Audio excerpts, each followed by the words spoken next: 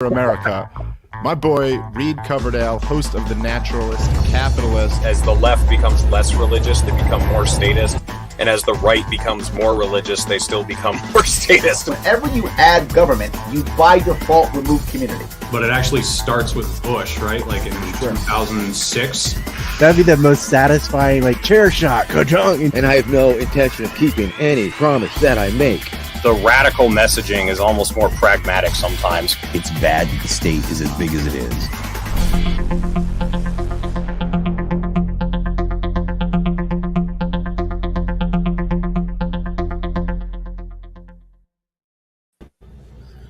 Hello, everyone, ladies and gentlemen, boys and girls, extremists of every color, every stripe. Welcome. You're watching The Naturalist Capitalist. And I haven't had him on in a while, but back on the show, I think for the fourth time, I've got my friend Phil Labonte. How you doing, Phil? Hi, how are you, sir?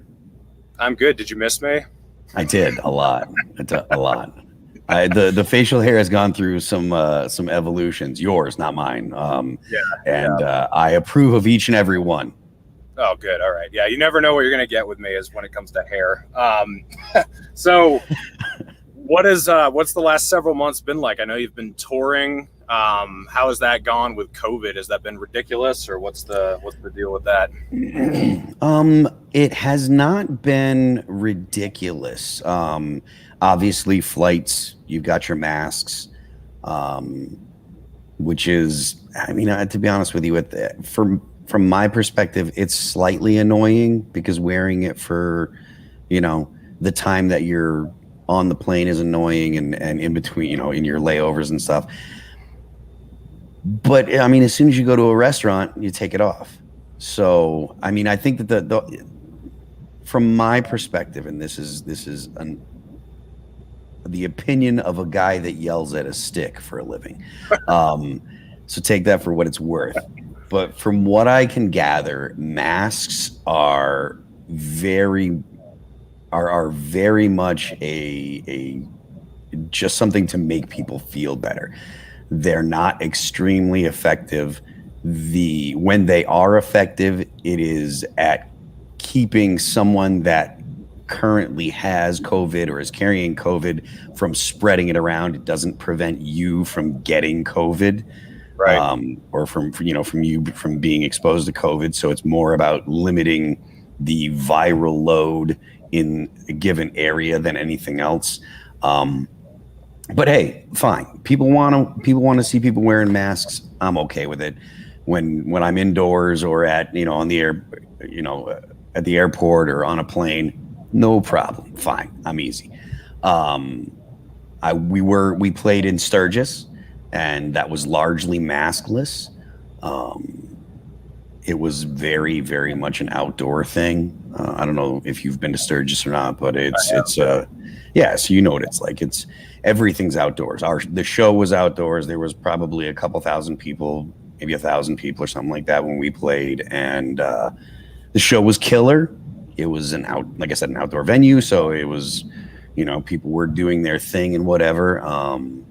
As of right now, no one in All That Remains has COVID, although Jason, our drummer, is feeling under the weather. So he's had COVID and he's been vaccinated, so I suspect that he does not have COVID now. But we'll see. He's getting tested, and I think he's getting tested today, and we'll get the results tomorrow or something. But I still suspect that he doesn't have it. So, we've done 5 shows now, I think. We did 3. No, we've done 7 shows so far. And, they were cool. We played the Iowa State Fair with Five Finger, and that was killer. That was probably 15,000 people or 10,000 people, something like that. It was huge. And then we did a headlining show in Wisconsin. That was a small show for a few hundred people in kind of a middle of nowhere kind of place, Kansasville. And then we did the New York, a fair in New York. And, the shows have gone pretty well for the most part. It's cool to be back playing shows again. The last time we played before we got back on the road this summer was November of 2019. So we went from end of 2019 until halfway through 2021 without playing a show. And that's the longest I've gone without playing a show since the 90s. Wow. Which sounds weird, but it's true.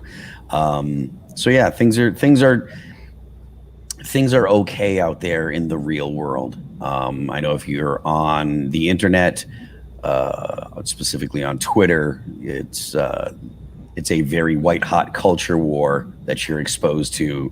But if you go out into the real world, people are dealing with it fairly well, I think. Yeah, you brought up the mask thing, and I think that you might be of a similar mind to me on this. I don't like wearing a mask. It's not fun. I mean, it's annoying, but I felt like the masks were almost an intentional distraction, because it seems like whenever the establishment, or whatever you want to call it, whenever they find something that can split the working class on right or left, or, white collar, blue collar, whatever, they always take advantage of that. And there was such a distinct right-left approach to masks. I mean, obviously it bled over a little bit both ways, but it was a culture war. And everyone was screaming at each other about wearing masks when billions of dollars are going, to corporations and Wall Street. And it just seemed like the wrong problem to be focusing on. I just wanted to get your thoughts on that. I think the focus on masks is definitely more of a culture war thing, because it is the obvious outward display of which team you're on. Right. So there's one of our guys, one of the guys in the band is strongly anti-Trump, really doesn't like Republicans. And, he likes to wear the mask. He's like, I'm going to wear the mask. And, obviously none of us have a problem with it. There's nobody in the band that is that's against vaccines or against getting vaccines, not about mandates, because I am extremely vocally against mandates. But that's not because I'm against vaccines per se. I'm vaccinated. It's because I'm against adding state force to anything. So there's no one that's against, getting vaccinated in the band. So if he wants to wear one, we're like, fine, whatever, But for him, I think that it's very much I'm not one of them, kind of thing. And I think that you see that in, specifically on the internet and on Twitter and stuff, which is where I spend a lot of time, probably too much, where people say things like, I'm going to wear 2 masks. I'm going to wear, I'm going to wear my mask even though I'm vaccinated, or I'm going to wear my mask anyways, especially a couple months ago before all the hubbub about the Delta variant is when you really saw it the most. Like when Texas was like, we're going to stop mandates, people were like, well, I'm going to wear my mask anyways, and I'm going to wear it, and I'm going to make sure that those filthy Republicans know that I'm wearing a mask. And how can you not mandate it? And all the the response. And I mean, to me, it's stupid. The response is, again, I'm not super. I don't have a strong feeling about masks other than they're mostly for show. But yeah, it really is more about tribal signaling than anything else. Yeah, Excuse me 1 second. Hey, no problem. Get in there. Get in there. As soon as we go live, the dog decides to get up and start complaining. No, it's all good.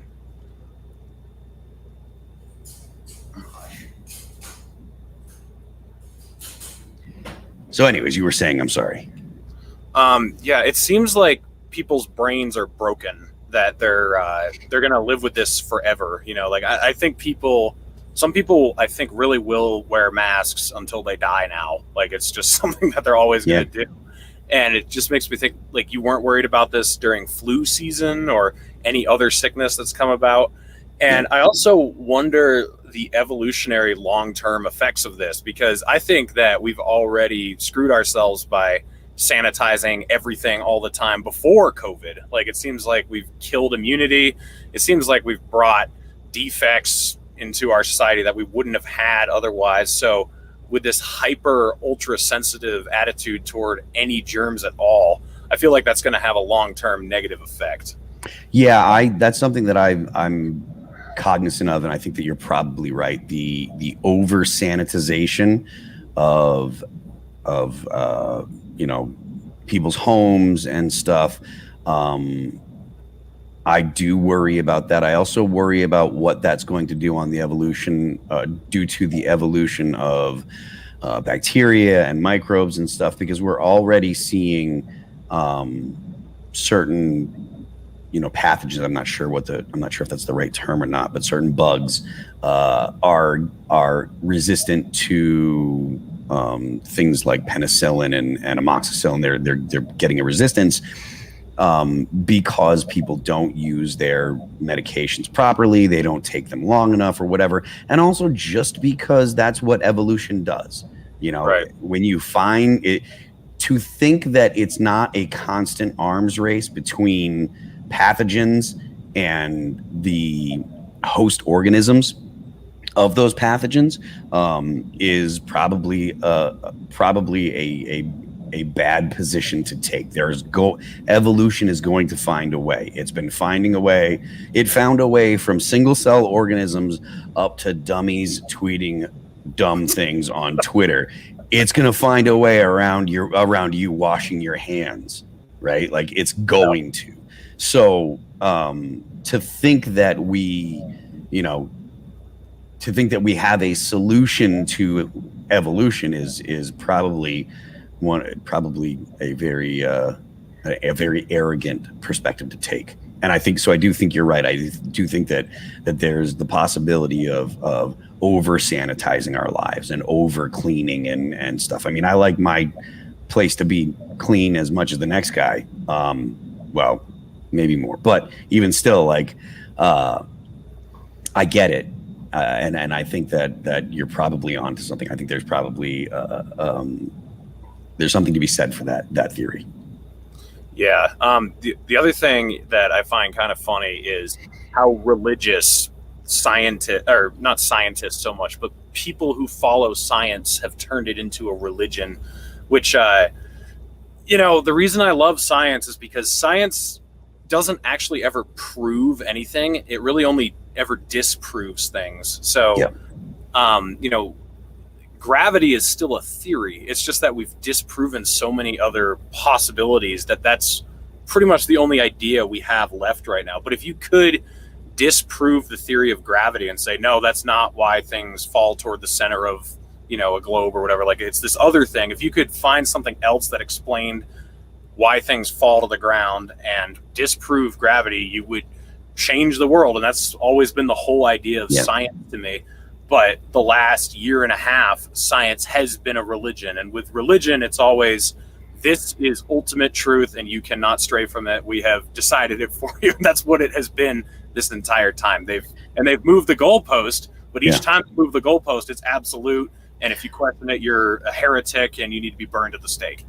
I don't even think that it's so much science that's the religion. I think that science is, maybe science is more of a sacrament in the religion of the state. Yeah. That might be, that's something, I mean, that's probably an incomplete thought, or an incomplete idea that I would have to refine. But I really don't think that it's so much science, because you see those signs that people put on their lawns where that we believe in this house, we believe this politically correct thing, this politically correct thing, this politically correct thing, and one of them is always science is real or whatever. And that is literally a statement of faith. Right. And I feel like we did touch on this when we had our conversation about religion, but I really do think that the religious impulse is part of humanity, part of human beings. And I don't think that we can just make it go away because we say that we don't believe in we're not Catholic, or we're not Muslim, or we're not Jewish, or we're not, we don't worship Baal, or we're not Hindu or whatever. I think that impulse that is part of human beings. And I think the evidence for that is that there's religion in all humans. Every society, no matter how separated and different their culture is, I'm pretty sure they've all had some type of religion forever. And I think that it's probably more than just, that's what they use to explain things that they can't explain. I think that it's probably something ingrained in us. And as we become a more secular society, the religion of the state becomes the predominant thing, and the gospel is what the state tells you, and the things that the state tells you to do are the sacraments. And I think that you see that as people become less interested in the older religions, they tend to become more interested in the new religion, which is, it seems to me that it's the state, and that people react the same way when you say, maybe we don't need the government. That's a blasphemous statement to someone that believes that the government is is their religion, whether they believe it or not. And they'll tell you that they don't believe in religion, that they believe in science, that religion is for other people, all while they're going through the religious motions of worshiping the state. Yes. So, I mean, that's my take on it. I feel very much that the people that are tend to be the strongest religion nowadays are the people that are the most religious nowadays, tend to be the people that worship the state. And another thing that I notice is the way that they hold other religions in contempt. Specifically, the one that they just replaced, which is here in the U.S., is Christianity. Again, most of your viewers that saw our old stuff know that I'm an atheist, and I don't really, I don't have a particular affinity for any kind of Christianity or anything. Although there are things about religion that I think are good, as much as people like to quickly criticize religion. I think that's an in vogue thing that the people of the new religion tend to do. They tend to criticize Christianity and stuff because their religion is the religion that replaced Christianity. So the most recent and the thing that kept their religion at bay for so long, they hold the most contempt for. And you see it the way that they talk about Jesus land and insult Christians, and the way that the cosmopolitan think that it's perfectly acceptable to insult any type of Christianity, but other religions, specifically religions from Asia or Islam and Hinduism and Buddhism and stuff, those they don't want to insult. But the one that's close to home, that they have the most familiarity with, that their religion has recently just conquered, that one is fair game to tear apart. And I think that's because it is the conquered religion, the religion that their religion has just recently kicked out of power. Yeah, and statism is the worst religion, in my opinion, because at least with Christianity or Judaism or Islam or Buddhism, there are some good aspects of those religions. There's things about loyalty and forgiveness. And I mean, what's good about statism? It's only force. That's the only thing you have. I mean, because positive things about patriotism or whatever, those are not enforced through statism. Those are positive attributes you bring yourself. Statism is really Community. just the idea of authority and imposing will on other people. So yeah, I mean, it's been an evolution, but we haven't gone upward. We've ended up at the bottom with the most sophisticated minds, supposedly. Like, this is where we are now. It's kind of disappointing. I mean, disappointing is probably a significant understatement. I used to, I was very interested in Jordan Peterson's ideas and stuff when I first found out about who he was, when he first kind of bust on the scene in like 2017 or 16 or whatever. And he was the first person that kind of led me to start looking at philosophers like Nietzsche and stuff, and his explanation of a lot of Nietzsche's stuff and the way he understood it, I found very interesting, especially the stuff that Nietzsche said about God, especially, you know, the idea that God is dead. And I'd heard that before many, many times. And the people that have the new secular religion always say it as if it's some kind of triumph. And then where he thought it was sad, like he talked about how it was tragic that was exactly. And that's so interesting to me. That was so interesting, right? And it is so interesting to me to have it explained like that, and also to start digging in myself and stuff. You know, because of the repercussions, the idea that, you know, God is dead and now man has to find a way to replace God, and it looks like we've replaced it with the state.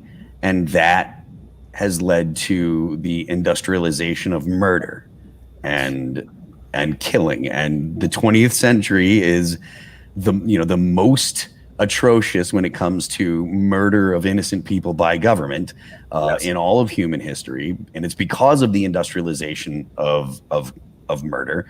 And Nietzsche was completely right to say that this is probably pretty horrible. And I'm not so sure that we're done with that yet. And by we're, I mean, I'm not so sure human beings have learned their lesson, that they cannot remake man. They cannot create the overman or the supreme Soviet or whatever, that you have to allow humanity to be human, and any attempts to fix human beings or to make or perfect human beings will always be met with monstrous failure and stacks and stacks and stacks of dead bodies. Yeah, speaking of reorganized society and worship of the state, are you thinking of moving to Australia anytime soon? Or dude, they call it the well camp. Did you see that? I did. Yeah, that was. I couldn't if you looked into like Orwell's brain and said, "Hey, can you come up with what would you call these camps?" I don't think you could come up with a more Orwellian name than Well Camp. I mean, like it fits right there with Ministry of Truth, Mini True, the Ministry of Justice, the Ministry of, it's frightening. And I feel like I made a thread about this. There are people in the US that are dying to be able to start rounding people up. They are just chomping at the bit. And they might be a minority, but I'm not so confident. Someone from Cato put up a tweet about a tweet the Libertarian Party of New Hampshire had done. And he was like, I can't understand why people aren't flocking to the Libertarian Party, as if spicy tweets are the reason that people don't embrace liberty. I know, it's right? Like the obvious reason that people don't embrace liberty is because most people are authoritarian monsters. Right. They want liberty for themselves, but they want a guy with a gun to kick in their neighbor's door and make them live the way that they should live. Yeah, I was talking to my dad about this today on the phone. That it's so ironic because 5 years ago I was railing against the Republicans for the way they were talking about immigration and the way they were talking about censoring the internet. So there was this there's this great clip of Trump where he's talking to, and some of you guys watching might remember this, but he's arguing with Rand Paul about closing down parts of the internet. He says he's like, I'm all for free speech, but I think that there are certain parts that we should shut down because there might be extremist groups, and we want to know what they're talking about. I mean, you just pull that out of 2015 and put it into 2021 and just flip the sides, and none of the vocabulary is different. It's shutting down certain parts of the internet where extremists might rise up, and we need to keep an eye on them. And I was railing against it in 2015, and I'm railing against it now. And then the idea of Ted Cruz and Donald Trump were talking about rounding up all 11 million illegal immigrants or however many are here. And I was against that idea. I was like, no, crazy. I don't care who they are or why they're here. The idea of having fucking trucks go around rounding people up and kicking them out. And now, we're approaching the point where people are talking about that on the other side. And I'm just like, Jesus fucking Christ, guys.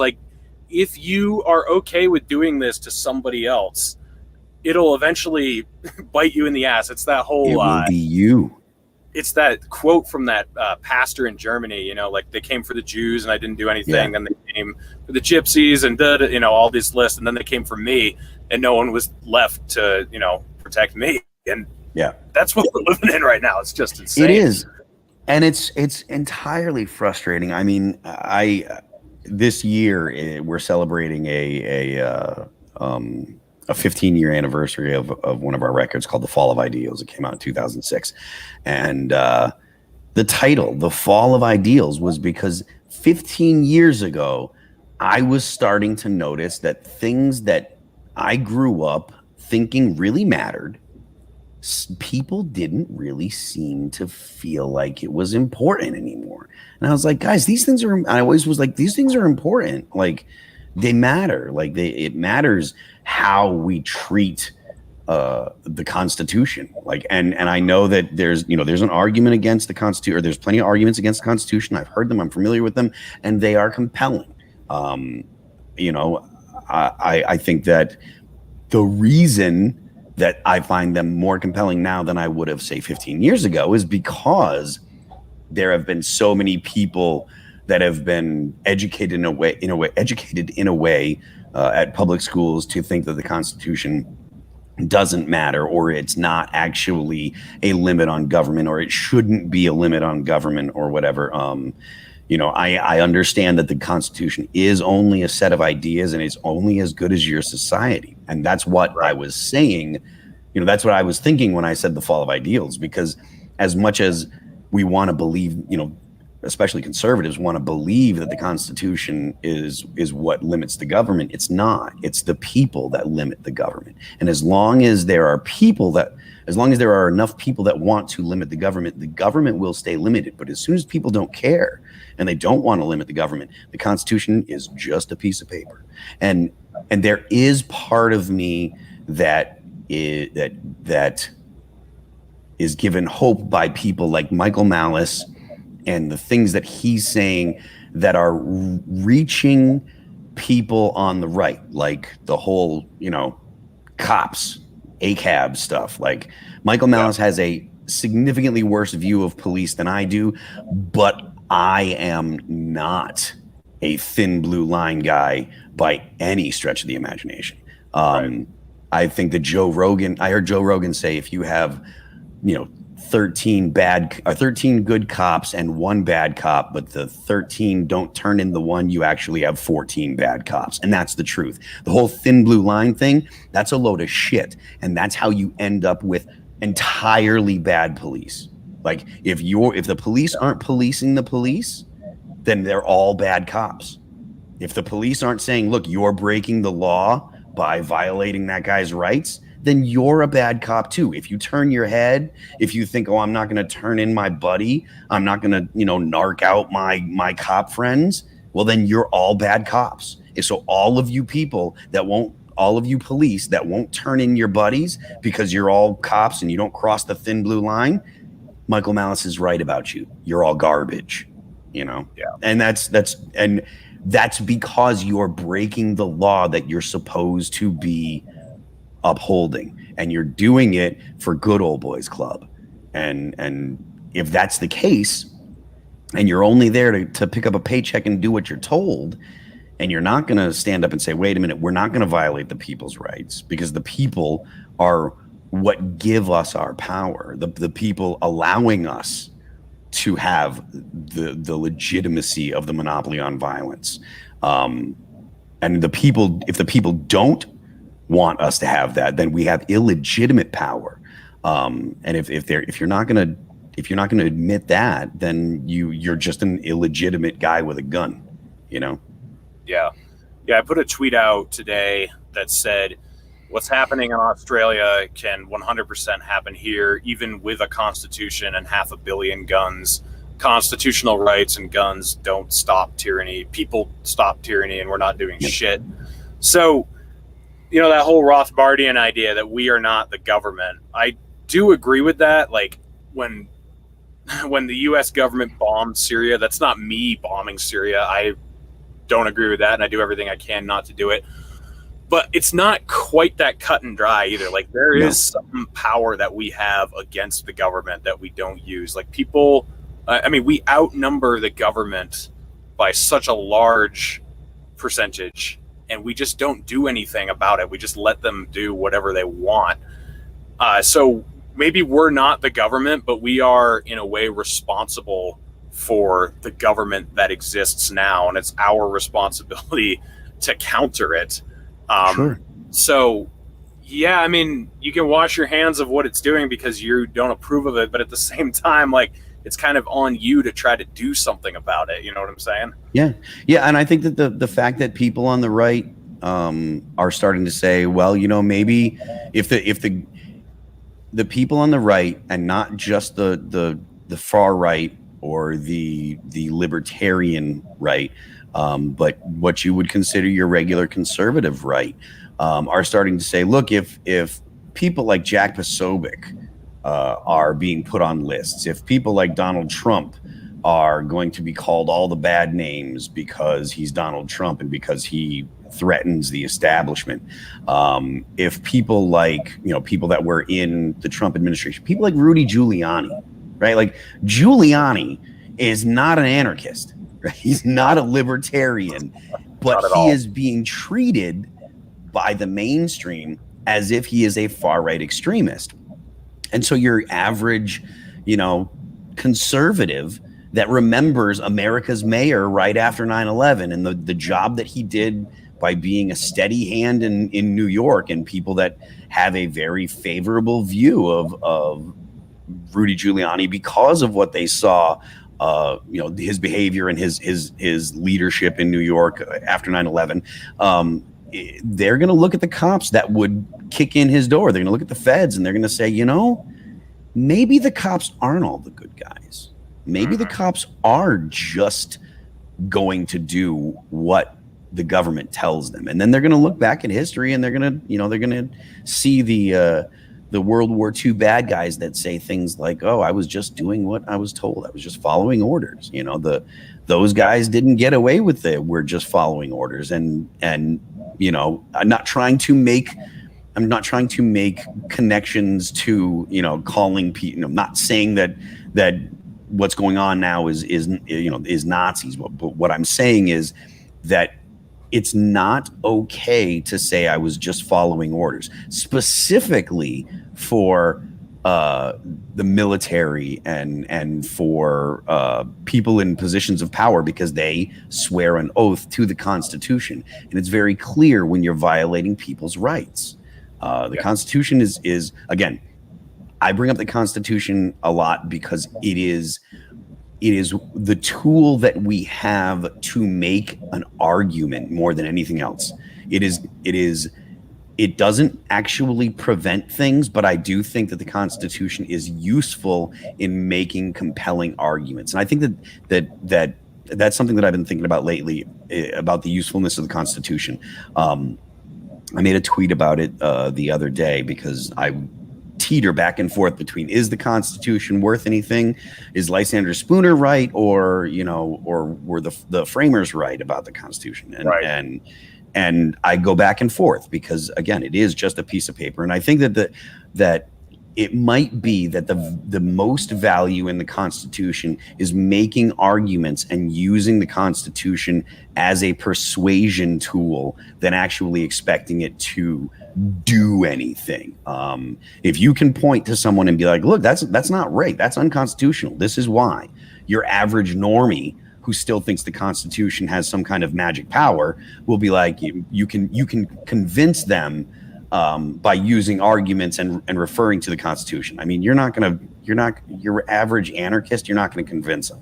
They're gonna be like, whatever, man. They're gonna tell you, go read No Treason and shut up, normie, or whatever. But like,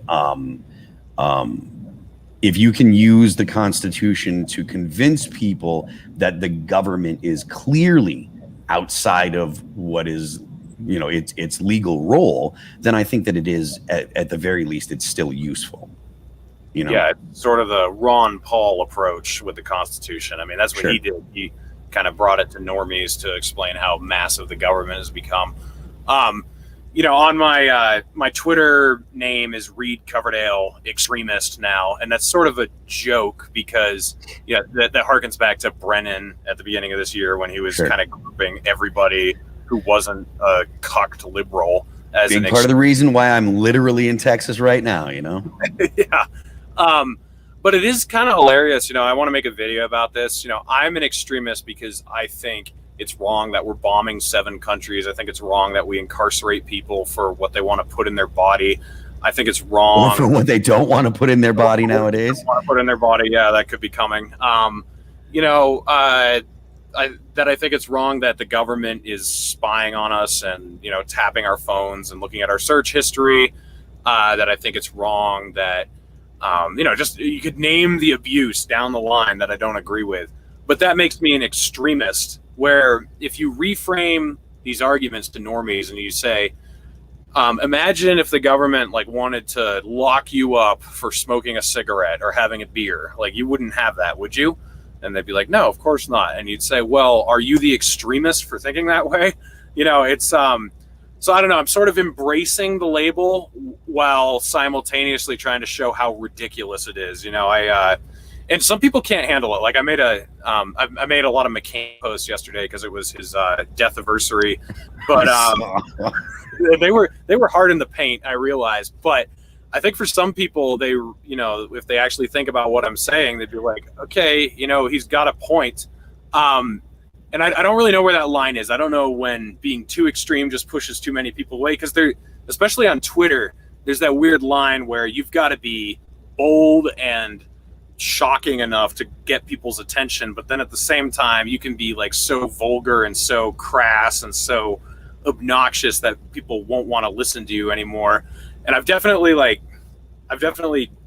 evolved in the last several months. I've gotten more aggressive. But what do you think? What's the best way to what's the most successful way you've reached those people? Because I've kind of given up on the really measured, oh, here, let's sit down. And, the Larry Sharp approach. He's very good at that. I don't mean to discredit him at all. That's his lane. But I don't know. I just wasn't getting any traction with that. And I've tried the a little bit more shocking route, and it seems to be more successful. Seems to get more people engaged, and then they come over here, and then they'll watch an hour-long conversation, and they'll be like, oh, okay, I can kind of see where this guy's coming from. But what do you think? Well, for me, it's a little different because anything that I say that is too extreme or is too shitposty or whatever, the metal blogs will pick up and trash me. Right, and then, so I have, you can go and search. There's a couple blogs out there that absolutely detest me. They have never liked me.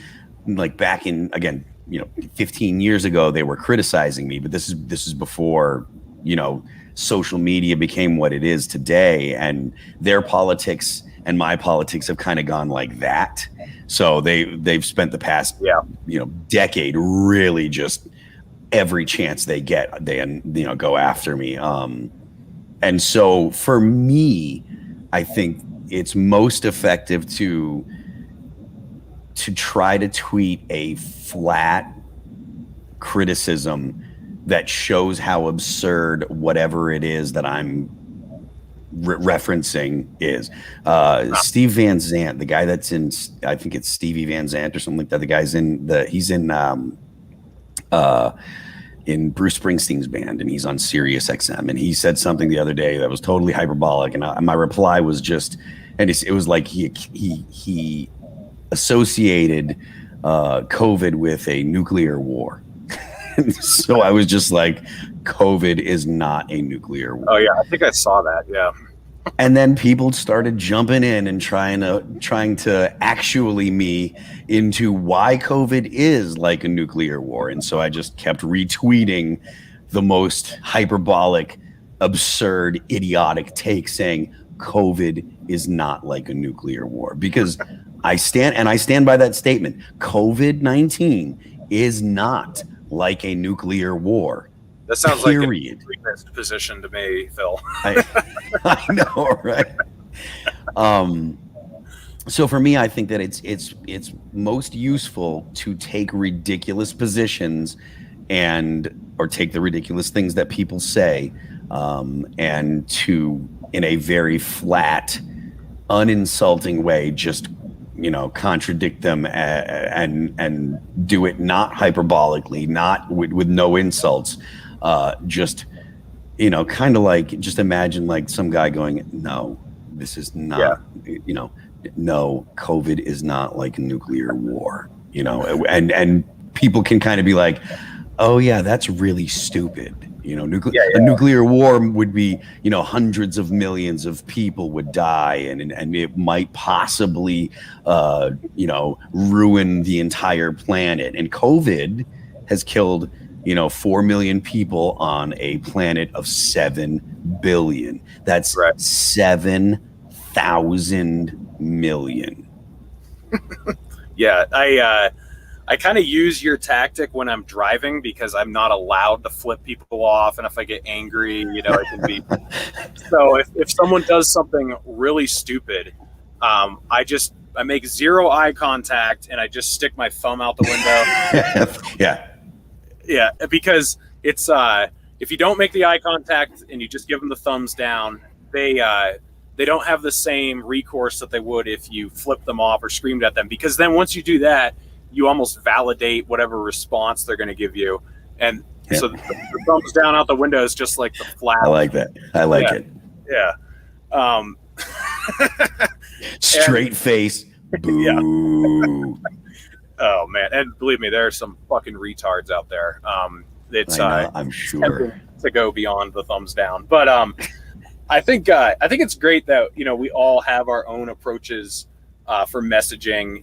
I think Larry Sharp will definitely reach certain people. Dave Smith will reach certain people. You'll reach certain people. I'll reach certain people, and I hate the people who all want a monolith of messaging, because everyone's going to be attracted by something different. And maybe someone will run into the messaging that doesn't attract them, and it'll give them a sour taste.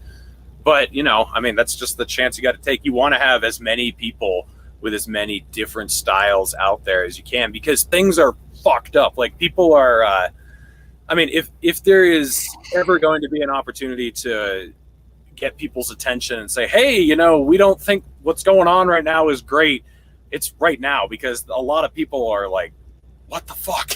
Because they're literally making camps in Australia, and that's a great example. You can just say, well, they're literally doing it in Australia, and people will say, well, that'll never happen here and derpa, but it has happened here with the Japanese in the 1940s. Except that time that it did. Yeah. That'll never happen here, except for when it did. You think they wouldn't do it again?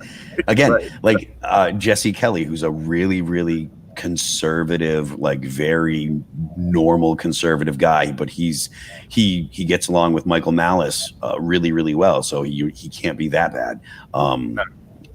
Michael Malice is, in my opinion, one of the most we must protect Michael Malice. He is an absolute treasure. But Jesse Kelly, he's very much he the way he talks about communists and stuff, and he's like, look, they hate you.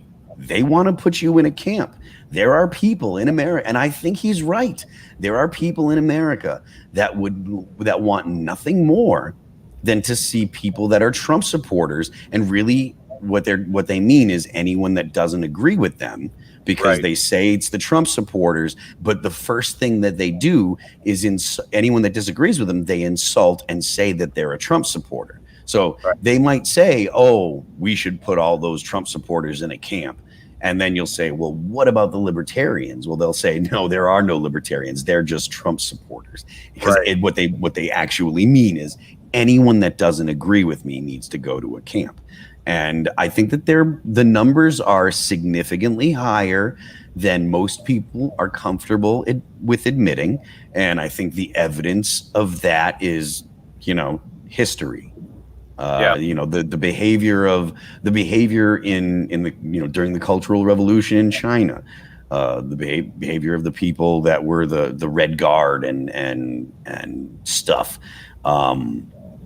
The behavior of people in authoritarian countries where they're very comfortable, or it's shown that people are very comfortable calling the police on their neighbor for things like, oh, I don't like the way he's cutting his bushes, or I don't like the way he's doing this or that. And so they just call the police and say, oh, I heard them saying subversive things. Come get them. You don't need to invoke, World War II Germany to demonstrate that there are always people very happy to lie and use the state to make their neighbors disappear. Yeah. The fact that you were talking about Rudy Giuliani earlier, the fact that they could put me and Rudy Giuliani in the same category is ridiculous. And the fact that they're calling him far right. I mean, I hate Rudy Giuliani, but not because he's far right. That's like the most ridiculous description of Rudy Giuliani I've ever heard. And they did that about Trump too. Like Trump and Mitch McConnell are far right, apparently. I'm like, what? Yes. What are and that's because people like Bill Kristol are normal right.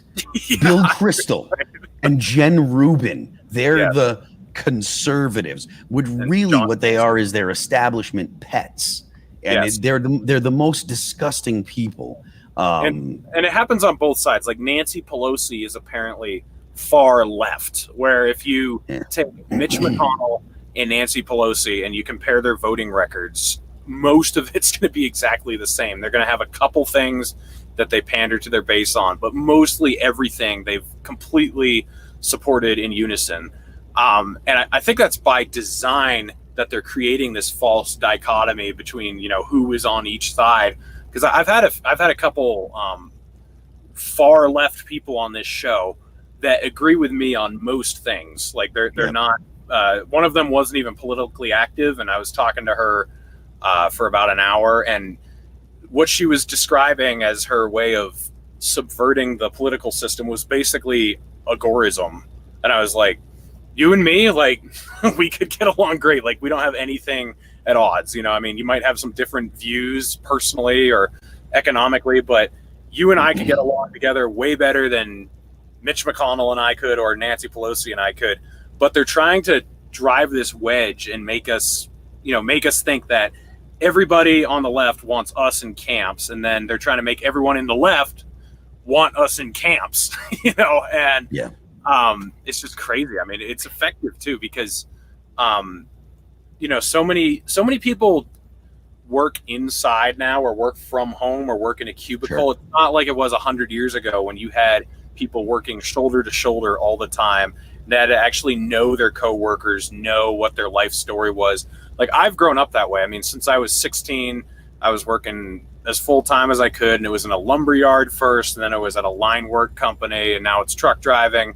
So I'm alone now, but my other jobs, like, I was shoulder to shoulder with other guys who had families who were Christian, Republican, whatever, and you humanize them because you know them, and you realize, oh, they're just like me. And the same thing when I was doing roofing in Colorado for a while with Mexicans, you realize, oh, these guys are just people just like me.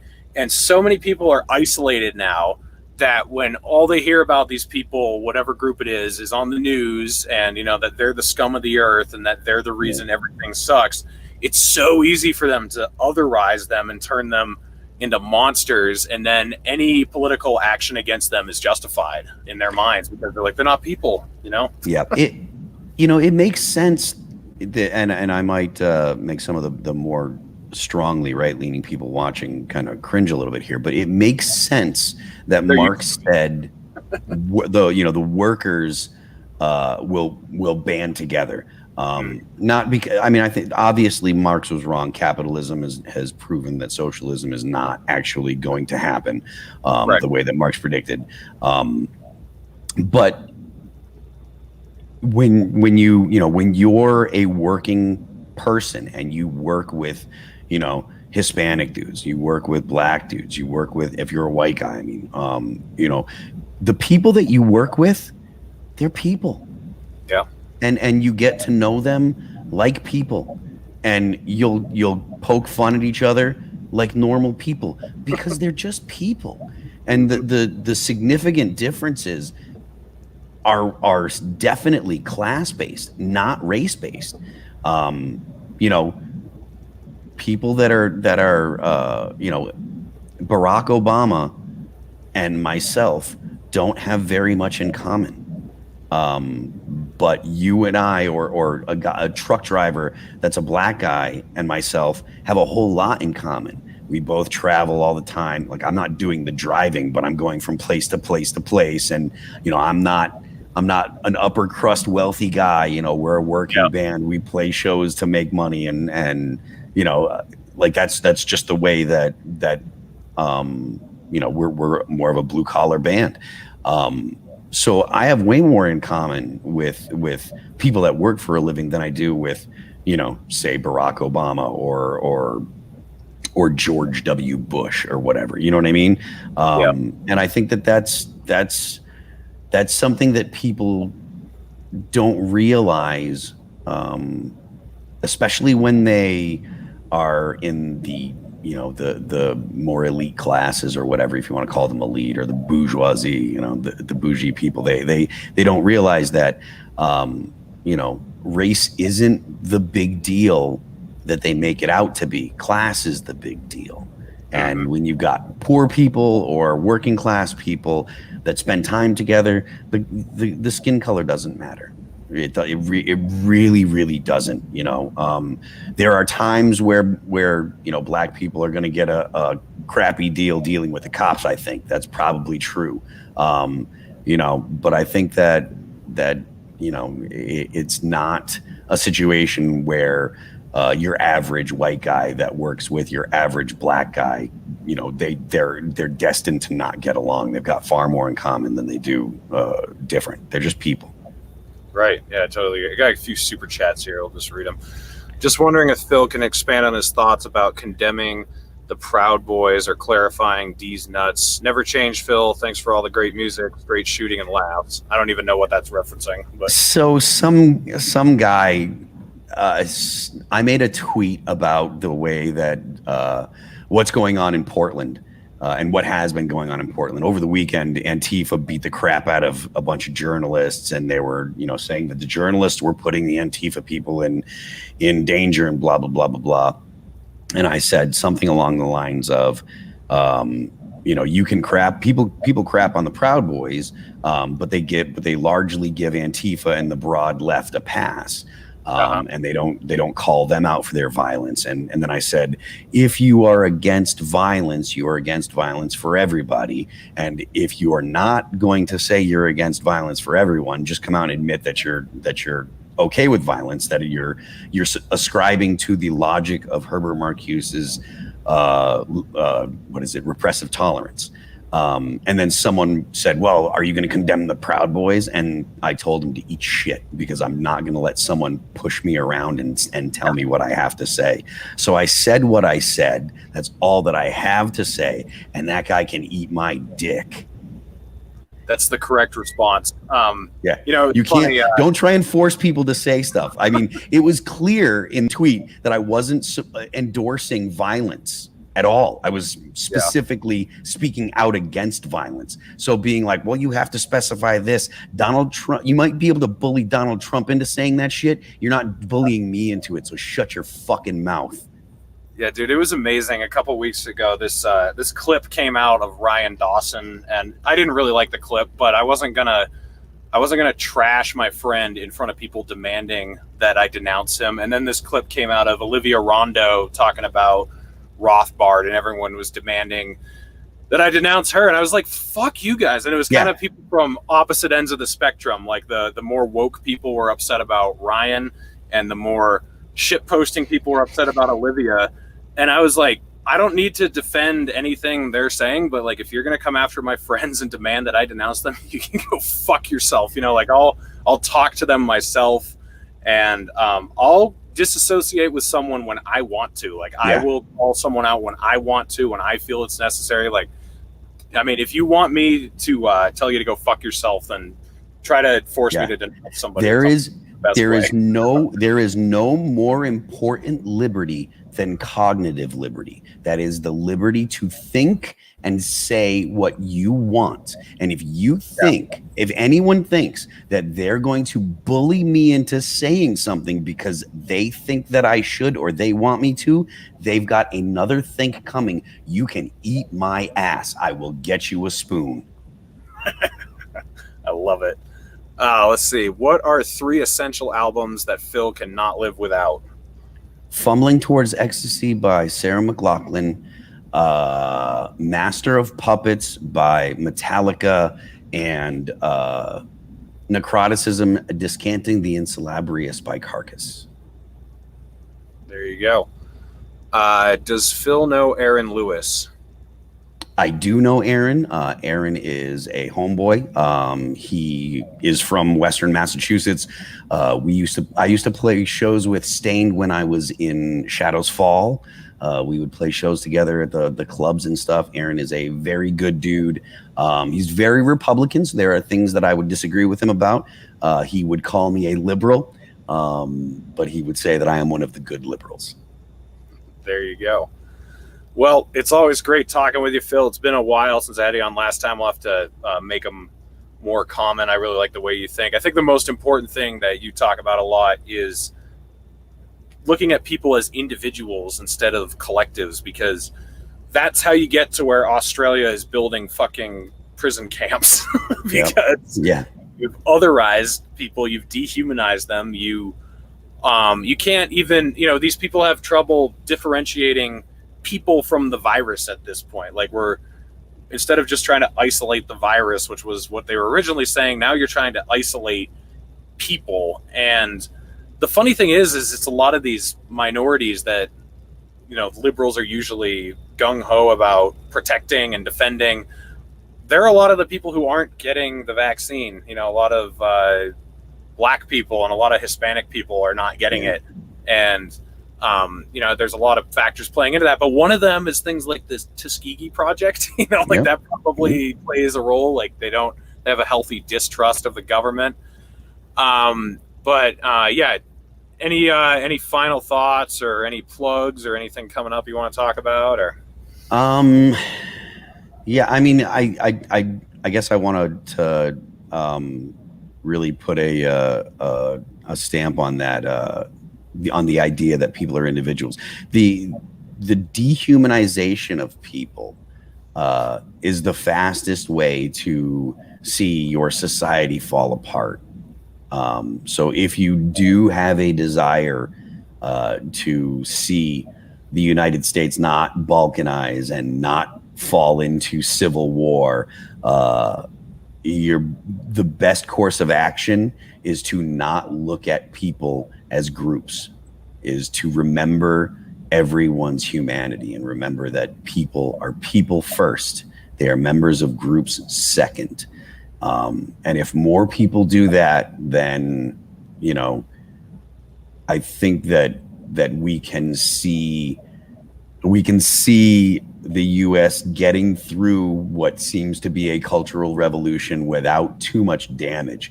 If people continue to go into their tribal groups and stuff, I think that the U.S. is on course for a few bad years, and I'm not sure when that'll happen. I'm not putting a time frame on it, but I have yet to see things that lead me to believe that we have had a significant change in course. People thought that it was going to be Joe Biden, but the powers that be started talking about Trumpism once Trump was no longer the president, because this is not going away with any person. Trump was a symptom. He was not a cause. It's not going to go away. If a Republican takes office, it's not going away. It's something that has to go away with the people of the United States. Politicians are only going to react to it and capitalize on it. So it starts with you. Absolutely. Couldn't agree more. Guys, go follow Phil on Twitter. I've got his link to his profile in the description. And then you stream on Twitch, every Tuesday or something? I stream on Twitch. Normally it's Monday, Tuesday, Thursday, Friday. The schedule has been kind of messy because of shows and travel and stuff like that. But I should be back to my normal schedule next week.